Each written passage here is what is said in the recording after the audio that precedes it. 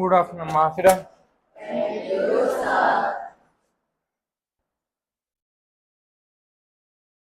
బాగున్నారంతా? బాగుంది హాస్టల్ ఇక్కడ. భోజనాలు టేస్ట్ ఉంటున్నాయి. కూరలు చికెన్ ఎన్నిసార్లు ఇస్తారు వారానికి? ఎన్ని గ్రామ్స్ ఇస్తారండి ఇన్ఛార్జ్? ఇది మీ ఉందా మీ దగ్గర జియో? చూపించండి. మీ మొబైల్లో ఉందా? చూపించండి.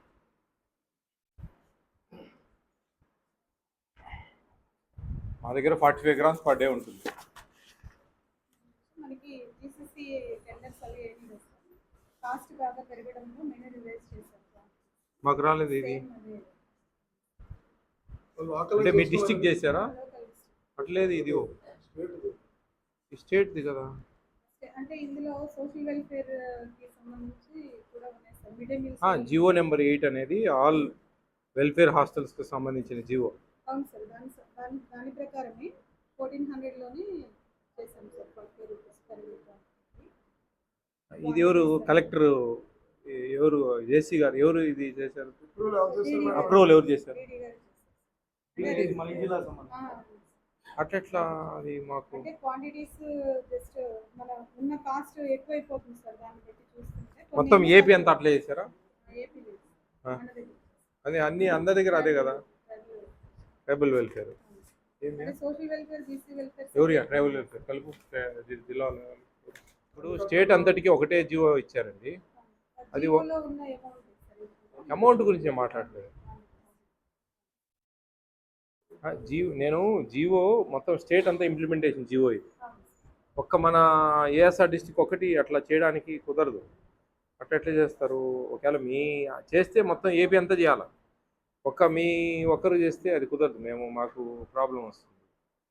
స్టేట్ నుంచి వచ్చిందా, మీరు ఇక్కడ డిస్టిక్ వరకు చేసుకున్నారా అని డౌట్ మాకు. సరిపోతుందా సరిపోతుందా అనేది వాళ్ళు చూడాలి.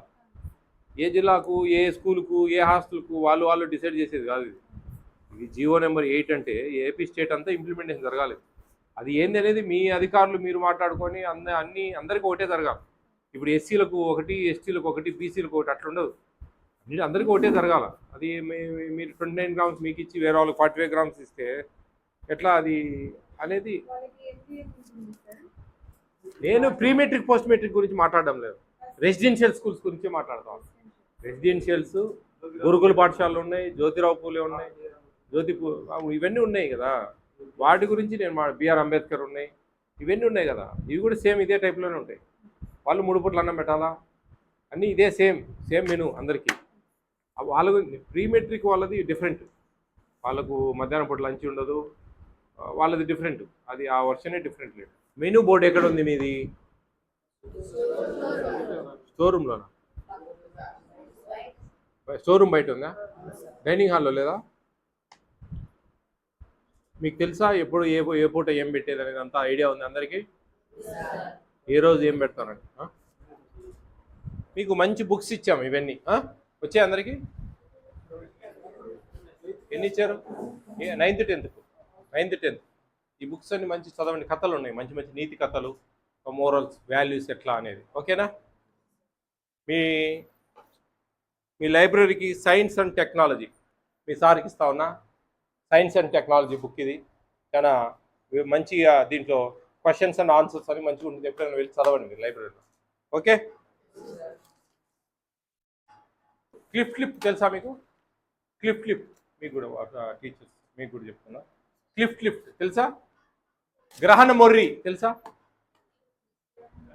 ఇట్లా రెండు ఇట్లా కలిసి ఉంటాయి. పెదము, ఈ పై పెదము, ముక్కు రెండు కలిసిపోతాయి ఇట్లా. చూసారు ఎప్పుడన్నా? ఓకే. అలాంటి పిల్లలకు హైదరాబాద్లో ఫ్రీగా సర్జరీలు చేస్తారు. ఫ్రీ సర్జరీ చేసి ఇలా పిల్లలు ఇలా అవుతారు, ఇలా పిల్లలు ఇలా అవుతారు. ఓకే? వాళ్ళకు ఫ్రీ సర్జరీలు చేస్తారు. ఎవరికైనా చెప్పండి, ఖచ్చితంగా ఛార్జెస్ కూడా ఇస్తారు. ఇక్కడ నుంచి ఫర్ ఎగ్జాంపుల్ మనం ఈ విలేజ్ నుంచి హైదరాబాద్కి పోవాలా, హైదరాబాద్ నుంచి ఇక్కడికి రావాలి. 2 పర్సన్స్కు ఛార్జెస్ కూడా ఇస్తారు.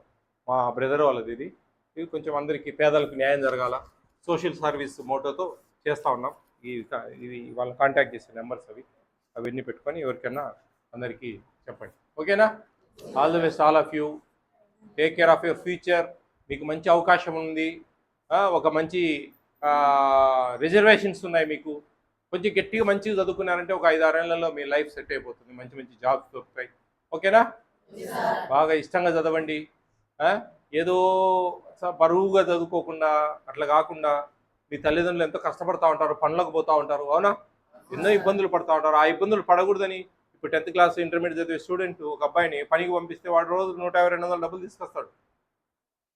అది ఆ డబ్బులు లేకున్నామైనా పర్వాలేదు, మా పిల్లలు చదువుకోవాలా, వాళ్ళు మంచి భవిష్యత్తు ఉండాలా, వాళ్ళు మంచిగా బతకాలా, మంచి ఉద్యోగాలు చేయాలా, 10 రూపాయలు సంపాదించుకోవాలా, సంతోషంగా ఉండాలని మీ తల్లిదండ్రులు ఇవన్నీ చేస్తూ ఉన్నారు మిమ్మల్ని చదివించడం అనేది.